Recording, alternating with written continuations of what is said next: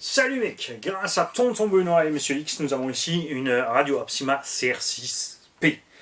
Je rappelle que ce tuto est déjà sur YouTube, sur GVP Racing. Il y a peut-être même le lien sur son site, donc gvpracing.fr. Vous pourrez le voir, mais on va quand même vous le faire. Donc le titre de la vidéo, c'est écrit La radio Opsima CR6P, c'est donc une vidéo en français. Je vous rassure.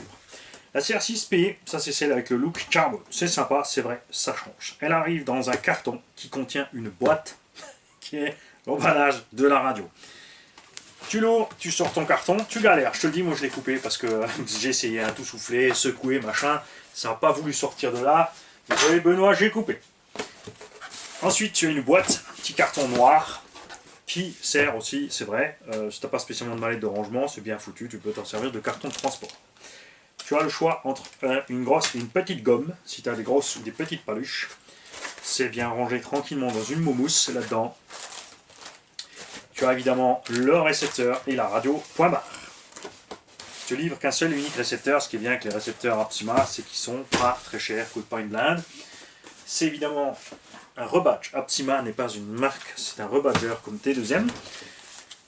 C'est une société allemande et c'est diffusé en France par GVP Racing. Ce qui est super cool, c'est que GVP, t'es sûr que tu as du vrai français dans la notice. Ouais, ça c'est cool. La notice c'est simple, noir et blanc, ça suffit large. Tu as les étapes les unes après les autres pour faire fonctionner la radio. Je n'ai pas regardé cette notice, pourtant non, je crois que peut-être que la vidéo du Axial sortira après. Donc j'ai monté cette radio sur l'Axial sans lire la notice, sans problème. J'ai pu tout monter, régler. Tu as une antenne là-dessus qui est amovible vers le bas. Ce qui est un peu étrange, mais c'est pour des questions de pratique puisqu'il est à l'écran en haut. Mais c'est vrai que là, si tu te casses la figure, tu craques quand même ton antenne. Après, en gigahertz, dans la plupart des cas, c'est vrai que tu ne seras pas obligé de la sortir, tu pourras la laisser en bas, ça ne dérangera pas. Et franchement, je ne pense pas qu'il soit nécessaire de la mettre en haut. Ils ont peut-être pensé aussi aux compétiteurs qui sont en haut sur le stand. Et donc l'antenne, elle diffuse vers en bas. Je ne sais pas à ce niveau-là ce qu'ils ont pensé. Chez FlySky, puisque c'est une FlySky. Le look super sympa, le manche est vidé. J'aime bien, c'est sympa. De l'autre côté, comme je le dis souvent, pourquoi s'obstiner à mettre 4 LR6 ou bien sûr tu peux mettre une petite lipo là-dedans, c'est prévu. Alors qu'on pourrait utiliser des lithium-ion, ce qui est un peu dans le Arma Granite voltage par exemple. 2 lithium-ion 3,7 volts, ça donne 7,5 volts. Et ça rentrerait largement dans le manche. Tu vois ce que je veux dire? 2 pipiles dans le manche, tu es en lithium-ion, tu es tranquille, il n'y a pas de problème de coupure lipo ou autre, pas de blague. C'est les batteries qui ont fait leur preuve, on les trouve partout dans les appareils électroniques, les batteries d'ordi, les batteries de visseuse. Tu vois ça. Ça, ce sont 3 batteries standards lithium-ion qu'on trouve dans les vaporettes ou autres, donc on peut acheter en grande quantité pour 3 fois rien sur le net. Ce sont juste 3 qui sont dans un plastique fermé, mais tu peux couper le plastique, ouvrir, changer tes batteries quand elles sont mortes. Tu n'es absolument pas obligé de mettre une prise là-dedans et de laisser pendouiller une grosse lipo 3S au bout de ton manche après les câbles, puisque les câbles sont solides, mais les câbles sont soudés sur des plaquettes de décharge qui font 0,2 mm. Elles n'aiment absolument pas le mouvement, elles ne sont pas prévues pour, et si tu déchires la plaquette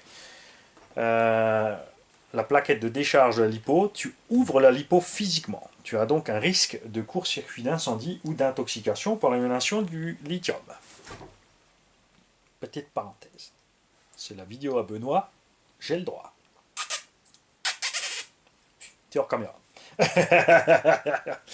Alors, l'allumage se fait par là. Je ne suis pas fan des boutons d'allumage là derrière. Ça peut frotter, ça peut s'allumer, s'éteindre tout seul dans le transport. Je préfère quand les boutons on-off sont un peu planqués. Là, tu as un port, un petit cochon ici pour brancher. Au moins que c'est juste pour planquer une vis. Perdu. C'est le cochon pour cacher la vis. C'est pas un port de charge. Et d'ailleurs, j'ai un notice à côté, hein, mais c'est pas drôle. Il n'y a pas de port de charge. Ok, ça c'est fait. Tu as une voie numéro 3. Donc voie 1, Direction toujours. Voie 2, gaz. Voie 3, on-off. Enfin, un interrupteur full position ou pas. Le dual rate de la direction ici. Un channel 4 à 2 positions. Ici, tu as discrètement un trim des gaz et de la direction. Là, tu as un channel 5 par potard et un channel 6 par potard. Donc tu peux utiliser en on-off. Un coin t'es off, l'autre coup sera off. Ou effectivement en potard pour bouger quelque chose de façon progressive. Tu as le bouton bind, très facile. Tu as le bouton back pour sortir des fonctions. Et pour entrer les fonctions, c'est pas compliqué. Tu as le bouton milieu. Donc la première chose à faire, c'est que tu appuies un peu partout. Tu appuies dessus. Ça clignote modèle, nom du modèle, les inversions de channel, les butées. Endpoint adjustment, les butées. On va revenir dans tout ça. Le subtrim, le dual rate, l'expo, l'ABS. À ne jamais enclencher quand tu fais la programmation du neutre d'un vario. Attention de toujours avoir l'ABS non enclenché. Le trim, tu peux revenir sur les trims, puisque ici tu as gaz et direction. Et maintenant, on va voir par la suite si on a des trims plus poussés que ça, tout comme les subtrims ou autres, si on peut supprimer, trimer, etc. Les voies annexes. Ça serait sympa à savoir. Failsafe. Ça, c'est surtout en nitro, mais tu peux l'utiliser en brushless aussi. Ce qu'il ne faut jamais faire. En nitro, tu utilises par exemple le failsafe sur plein frein. C'est-à-dire que si tu éteins ta radio, le véhicule bloque ses roues, parce que le cerveau de frein va se mettre en route. Tu ne peux pas faire ça en brushless, sauf si tu as déprogrammé la marche arrière. Dans la plupart des cas, on va dire, tu as la marche arrière. Donc si tu es à l'arrêt et ta radio coupe, lui, il va recevoir l'impulsion de marche arrière à donf. Et machin, il va s'emballer à pleine balle à marche arrière. Donc en brushless, ce que je conseille souvent aux gens qui veulent absolument utiliser un failsafe, c'est une direction à fond à droite ou à fond à gauche. Comme ça, si ton véhicule s'emballe, il braque d'un côté, il va tourner, il va se heurter sur quelque chose, ou il va se renverser parce qu'il tourne trop vite. C'est facile. Tu as un mode crawl. On va revenir dedans après. Et un mode SVC. Ça, I don't know what it is. Alors, on va revenir au début. Mode. Modèle. Tu rentres dedans. Tu as le modèle 1, modèle 2, modèle 3. Quand le modèle 1 clignote, tu rappuies. Tu as validé. Le nom, c'est la case à côté. Tu appuies Name. En restant sur le modèle que tu as sélectionné, évidemment, si tu es sur le 2 ou le 3 ou le 4, tu vas modifier le 2 ou le 3 ou le 4. Ensuite, évidemment, ça marche juste par déplacement de la molette. Quand tu appuies, chaque fois, tu passes d'une case à l'autre. Tu peux passer toutes les cases pour sortir ou tout simplement appuyer back pour sortir de là. Les reverses, c'est pareil. Channel 1 qui clignote. On peut inverser le 2, le 3, le 4, le 5 et le 6. Wouh! Endpoint adjustment. Bouge pas. Hop. EPA. Endpoint adjustment. T'appuies. T'as le petit 1 qui clignote. Left. Right. Gauche, droite. Donc pour régler le débattement à gauche, c'est là. Pour régler le débattement à droite, c'est là. Sauf l'inverse si tu inverses la direction. Ça sera pareil pour les gaz. Et ce qu'on va voir maintenant, c'est le nombre de voies qu'on peut régler. 3, 4, 5, 6. Bingo. Tu as toutes les voies.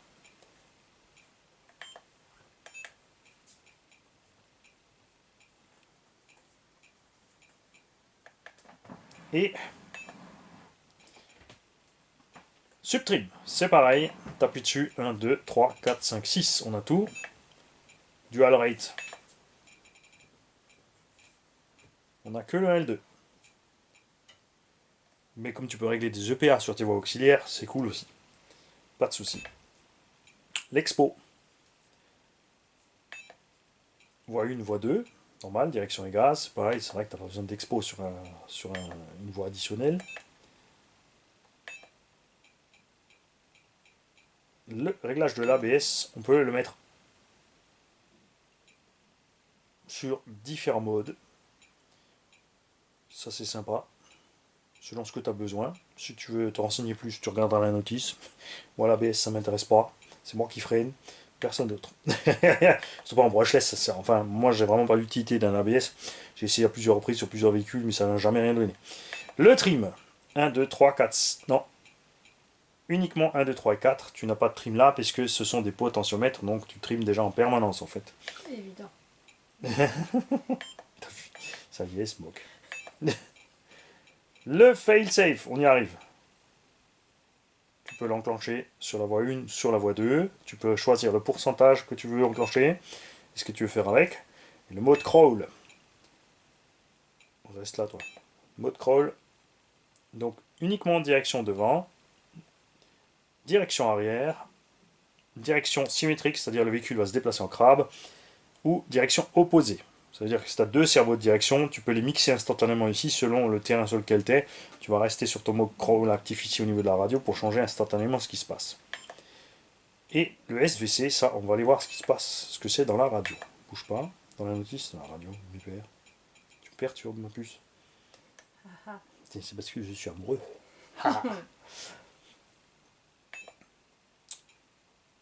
Je sais plus de quoi Calibrage normal, 50%. Oh, qu'est-ce que c'est que ce truc? Throttle gain, steering gain. Donc, de toute évidence, le SVC, c'est la même chose que l'AVC et le TSM. Donc, tu peux choisir. Ouais, tu crois que je les ai perdus là? Donc, AVC, Active Vehicle Control, c'est un ESP si tu veux. Ah, on s'enfonce, hein. C'est terrible, hein. Tu crois qu'ils suivent? Vous suivez les mecs? Parce que là, il est en train de se foutre de votre gueule quand même. Hein. Je propose 5 minutes de pause, recherchez-vous un café et on reprend dans 3 minutes. Donc tu peux choisir si ton système de stabilisation du véhicule fonctionne sur les gaz, sur la direction, sur les deux, et de combien de pourcentage dans tous les cas. Il y a donc un gyroscope dans le récepteur de ce axial. C'est pour ça qu'il faut absolument le fixer quand tu le montes. Bon là dans le crawler je ne l'ai pas fixé, il y a tellement de câbles, il est coincé, de toute façon tu ne vas pas te servir d'un ESP sur un crawler. Voilà, on va bien faire gaffe de le laisser éteint, que le tonton il n'est pas de blague, on est bien sur off, c'est bon. Voilà, on n'a pas eu besoin de la notice. Là, tu as le voltage de la batterie de la télécommande. Là, tu as des petits graphiques pour savoir qu'est-ce qui est où, tu vois, quand tu bouges. À quoi ça sert, on ne sait pas. Puisque tu es en train d'utiliser ton truc, tu ne regardes pas sur l'écran, savoir quelle barrette se promène. Et la page principale, c'est tout simplement le modèle. Donc c'est vraiment un jeu d'enfant pour passer ce menu. Je trouve ça sympa parce qu'elle a quand même 6 voix. Et que tu as des réglages de base rapides, sympathiques, pas très compliqués, contrairement à Futaba, Sanva ou autre, où ça déraille total sur les réglages. Après c'est comme tout. Quand tu as pris l'habitude de t'en servir, c'est facile. Au début, c'est toujours le schmilblick. Je cherche le bouton pour éteindre. Voilà, j'éteins. L'éternel disque de frein dans le pneu qui te sert pour tourner les roues. Mettez-nous un volant pour changer, parce que ça sert à quoi de mettre une roue? Quand tu tournes ton véhicule, tu tournes pas tes roues, tu sors pas de la voiture et tu bouges pas ton pneu. Tu as un volant, donc mettez-nous un volant les mecs. Ou rien du tout, parce qu'en fait on s'en fiche. Honnêtement, ça sert à quoi d'avoir une jante à bâton et un disque ici? Qui c'est qui regarde ça? Moi jamais. Ça c'est certain. Salut les mecs, ceux qui ont cette radio qui s'en servent, si j'ai oublié quelque chose, si j'ai dit une bêtise, si j'ai inversé quelque chose, n'hésitez pas. Les mecs, je ne sais pas tout, je n'ai pas l'intention de tout savoir, loin de là. J'aimerais bien même oublier certaines choses pour redécouvrir certaines choses, parce que ça me rendrait, tu vois, du coup t'es nouveau heureux en fait. Si tous les jours tu oublies ce que tu as fait la veille, waouh, tu redécouvres tous les jours, c'est génial. Salut.